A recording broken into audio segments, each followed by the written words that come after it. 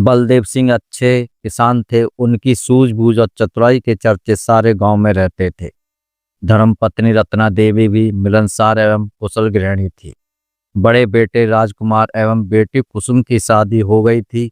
बलदेव जी नाती पोतों वाले हो गए थे। छोटे बेटे अजब सिंह की शादी होनी थी। पढ़ा लिखा था, नौकरी के लिए प्रयासरत था, लेकिन कहीं नौकरी नहीं मिल रही थी। गांव में ही एक छोटी सी किराना दुकान खोली थी। 8वीं तक के बच्चों को पढ़ा भी लिया करता था। आय हो जाती थी। बड़े भैया खेती करते थे। पिता बुजुर्ग हो चले थे तो काम में कम ही हाथ बटा पाते थे। सब कुछ अच्छा चल रहा था। अजब पढ़ा लिखा था। पढ़ी लिखी बहू की तलाश हो रही थी। आखिर पास ही के गांव में रजनी नाम की युवती से अजब की शादी हो गई। घर में खुशियों का माहौल था। बच्चों को चाची मिल गई। देवरानी जेठानी घर का काम कर लेती, सो रत्ना को भी राहत मिल गई थी। सब खुशी खुशी रह रहे थे। बैसाख का महीना था। फसल अच्छी हुई थी। राजकुमार फसल बेचने शहर जा रहे थे। रत्ना ने कहा, बेटा बच्चों को कुछ कपड़े लेते आना, और बड़ी बहू का मंगलसूत्र भी टूट रहा है, कुछ पैसे मिलाकर नया लेते आना। राजकुमार ने हामी भर शहर चले गए। दिन भर सारे काम निपटा कर घर आए। बच्चों के लिए कपड़े मिठाई दी। बच्चे बहुत खुश हो गए। सीधे चाची को दिखाने पहुंच गए। चाची ने कहा, बहुत सुंदर हैं। चाची, माँ के लिए पापा मंगलसूत्र भी लाए हैं। तब तक मीना भी पहुंच गई। माँ, हमने तो पहले ही चाची को बता दिया था। मंगलसूत्र देख रजनी ने खुश होने का अभिनय तो किया, लेकिन मन ही मन कुड़ गई। बहुत अच्छा दीदी। रात को अजब दुकान बंद कर घर लौटा था। रजनी का उतरा हुआ चेहरा देख पूछ बैठा, आज कुछ नाराज सी लग रही हो, क्या बात है? रजनी, कुछ नहीं। तुम्हें तो दिन दुनिया की कोई खबर है नहीं। अजब, क्या बात है? अरे सेठ जी और दीदी मिलकर खेती की पैदावार से हाथ बना रहे हैं। कल को जब हम अलग होंगे तो हम तो हाथ पैरों से ही रह जाएंगे। अजब ने कहा, रजनी कैसी बातें कर रही हो? भैया भाभी बहुत ईमानदार हैं। बड़ी परेशानियों से माँ पिताजी के साथ यह घर बनाया है। रजनी बोली, तुम्हें तो कुछ समझ में नहीं आता। और तुम सुन लो, अब बंटवारा कर लो। अब मैं इनके साथ नहीं रह सकती। बच्चों के कपड़े आ गए, जेठानी को नया मंगलसूत्र।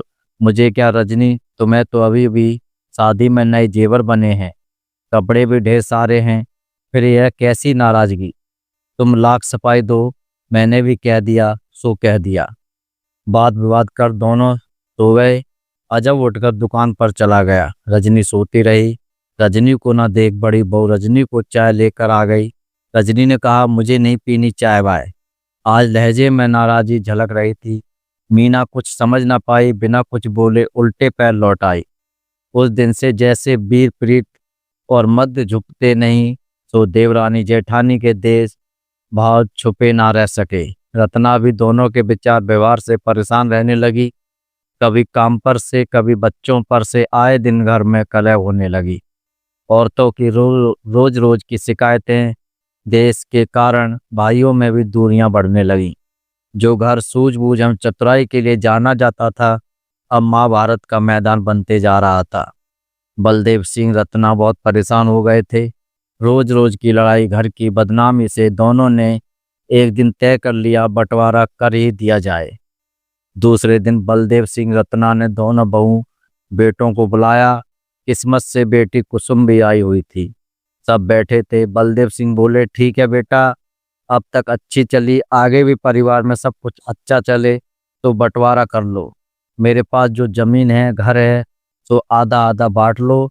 जमा पूंजी कुछ है नहीं, अपना अपना कमाओ और खाओ। दोनों ने सहमति दी। रजनी बोली, बंटवारा अभी पूरा नहीं हुआ है। कुसुम बोली, भाभी अब क्या बचा है? माँ बाबूजी को कौन रखेगा, ये भी निश्चित हो जाना चाहिए। दोनों भाई एक साथ बोल पड़े, माँ बाबूजी की कोई बात नहीं, किसी के भी साथ रह लेंगे। रजनी बोली, नहीं, आसान नहीं है। बुजुर्गों को दवा दारू का खर्चा न रहने पर क्रियाक्रम का खर्चा आसान बात नहीं। इसलिए भाई माँ को रखे। और एक पिताजी कुसुम को बोल पड़ी, भाभी माँ बाबूजी जिंदगी भर एक साथ रहे, क्यों बुढ़ापे में अलग अलग कर रही हो? कुसुम ने कहा, माँ बाप आपको भारी पड़ रहे हो, तो मैं अपने साथ ले जाती हूँ। रजनी बोली, तुम रहने दो ननद रानी, तुम अपना घर संभालो, हमने वहाँ की भी सब सुन रखी है। कुसुम चुप हो गई। माँ बाप की आंखें नम हो गई। घर में बीच से दीवार खड़ी हो गई। औलाद को प्यार दुलार से पालने वालों के बीच दीवार खड़ी हो गई। एक दूसरे का चेहरा देखने तरसने लगे। जब कभी मिलते एक दूसरे का सुख दुख पूछ खुश हो लिया करते, क्योंकि जमीन जायदाद की तरह माँ बाप का भी बंटवारा हो चुका था। जीवन भर साथ साथ रहने वाले आज अकेले हो गए थे।